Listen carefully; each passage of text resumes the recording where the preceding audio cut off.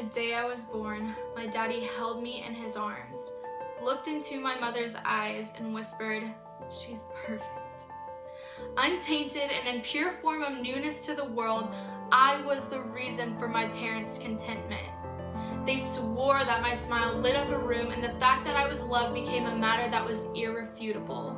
To my parents, to my family, to the world, I was beautiful.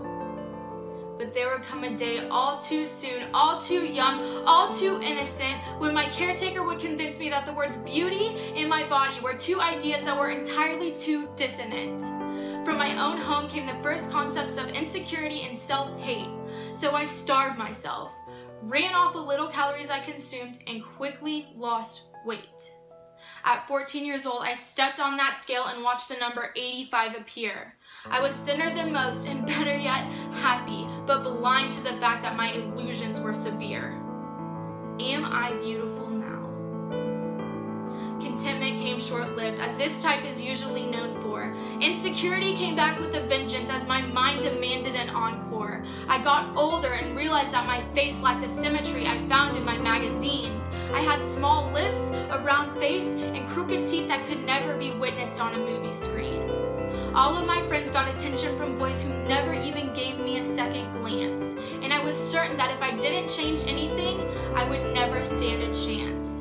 So I clumsily applied some makeup, got braces, and shopped for tighter clothes, promising myself that I would never again live in the footsteps of my friends' shadows.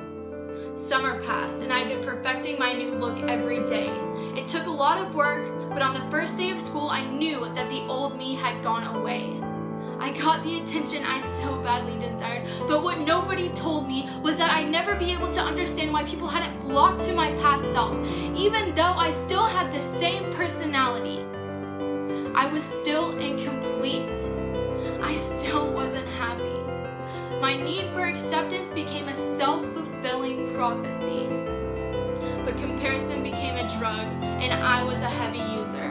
The television left me craving more, and I revolutionized my passions to be replaced by consumer. Am I beautiful now? I knew that something was wrong with me. I guess I'd always known. It was apparent in my family, so I allowed the doctor to hand over my next milestone. Huntington's disease. Positive. One word that would change my life forever. A downward spiral. Depression. Life became a hopeless endeavor. My childhood fantasies got swept up in the flood I was drowning in. My cry for help only emerged as a haunting silence that clawed beneath my skin. I spent my days beneath the covers while all my friends went on with their lives. Nobody wanted to hang out with the sad girl, especially when they couldn't empathize.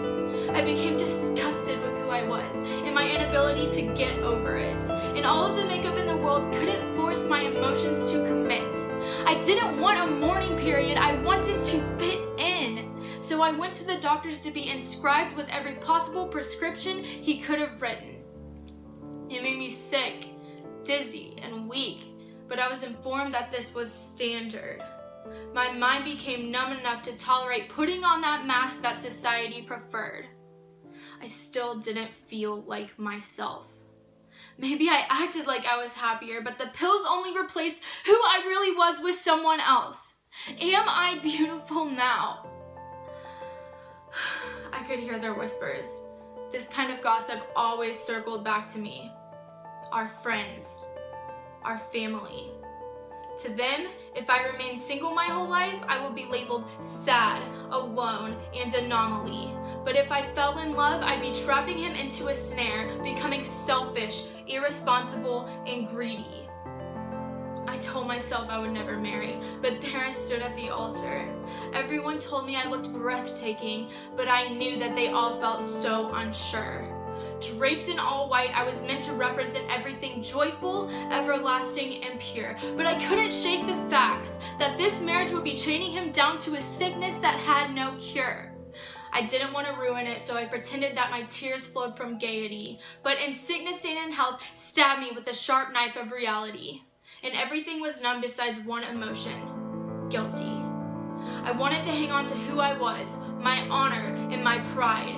Growing old with the one I loved was a right we had been denied. but I stapled on a smile so that everyone else could feel at least temporarily satisfied. It was supposed to be the happiest day of my life, but with every motion I presented as bliss, I lied. Am I beautiful now? My sickness is in full effect, and I never stop moving. The person I was is long gone now, but I still try so hard to keep improving. My husband spoon feeds me, changes my clothes, and patches up my wounds when I fall. But when night comes, he thinks I can't see he is drowning his pain in alcohol, and I am the cause. The woman he once loved is now hiding under thin limbs that are covered in gauze. I can't hide behind my makeup, fix my hair, or speak words of charm and wit. I don't know if this is who I truly am now, or if my reflection is just counterfeit. When I was just a baby, the world saw me as lovely and pure. Even though I was completely dependent, clumsy in my new skin, and the embodiment of immature. Now I'm similar to a baby in almost every sense, except this time, no one thinks that my helplessness is cute or mistakes my infantile behavior for innocence. Despite my past efforts to layer on different masks that the world would see me as pretty, I had always secretly wished that I could just be myself. No makeup, no charm, no body. And my wish finally came true. I've lost all control of my figure, my hair, and my mood. But the only attention I receive now comes from curious stares and looks of pity. I only wanted to be purely me. I thought it might be pretty. Am I beautiful now? Everybody I've ever loved has come out to see me today.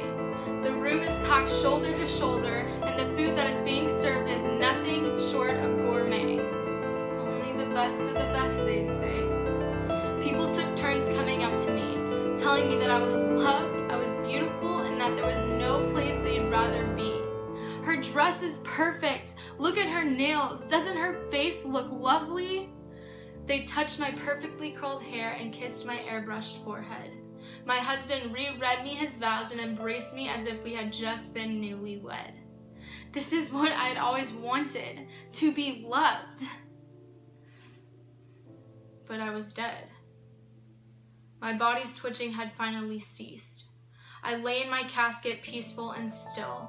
The mortician had plumped up my skin and enhanced my best features so I looked like I had never even been ill. In fact, my figure had taken on a perfection that in life I could never achieve. I lay looking as new and fresh as the day I had been conceived. My goal had finally been reached, so I stood up to take a bow, shouting to ears that couldn't hear and eyes that never saw, "Am I beautiful now?"